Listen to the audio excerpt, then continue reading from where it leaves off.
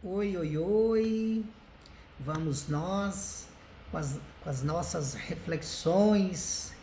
Mais uma vez, para não ser diferente, falaremos sobre escola, aprendizagem, inclusão, palavrinha que pesa muito no ambiente escolar ainda nos dias de hoje. Tem muita gente por aí que precisa aprender, né? Ter um pouquinho de consciência acerca da palavrinha inclusão, né?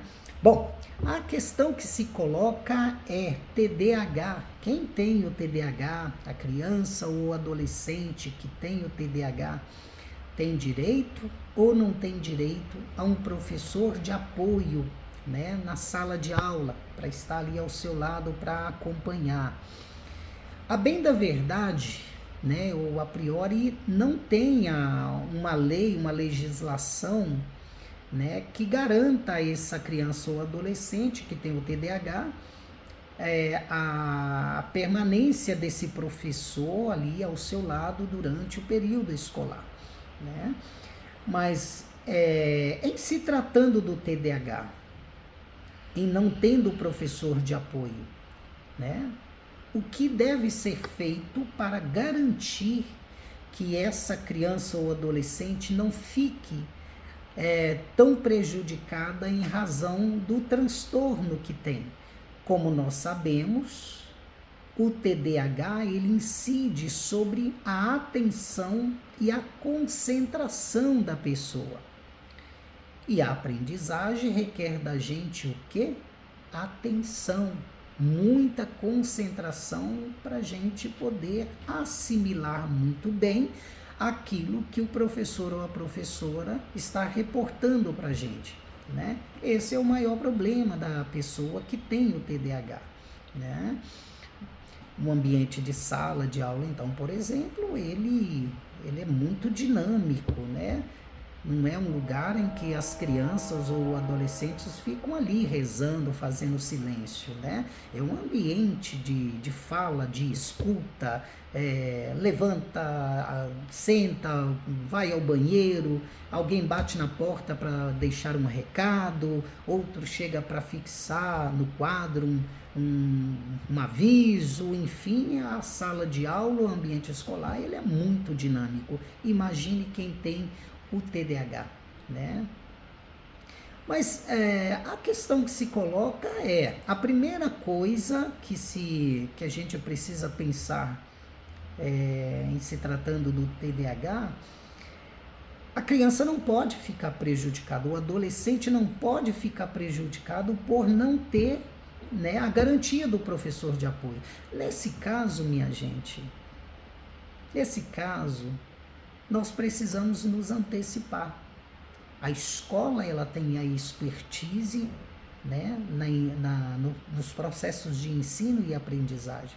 Então a escola não pode ficar refém como se, olha, a lei diz que não tem direito, eu também não sou obrigado a fazer isso, né? Pelo contrário, né, cabe a nós educadores, né, lançar mão, por exemplo, né, de uma adaptação pedagógica específica para esse tipo de transtorno, né? Então, veja bem, o adolescente que está ali numa sala de aula com 20 a 35 alunos, ele vai ficar extremamente prejudicado. Dependendo da situação dele, não vai concentrar, não vai aprender, né? Então a escola, nesse sentido, ela precisa fazer esse processo, essa adaptação pedagógica. A primeira questão é, por exemplo, nós estamos iniciando aí, entrando na etapa das avaliações semestrais ou bimestrais, né? Então, o que fazer para essa criança ou adolescente? A primeira coisa é fazer uma avaliação bimestral ou semestral adaptada para as condições desse adolescente. Não é quantidade, mas é quantidade, né? Não é volume de componentes curricular, mas a qualidade dessa prova, desses conteúdos. Tudo isso, minha gente, já vai contribuir muito para que esse adolescente ele possa dar conta daquilo que ele pode dar conta de fazer, né?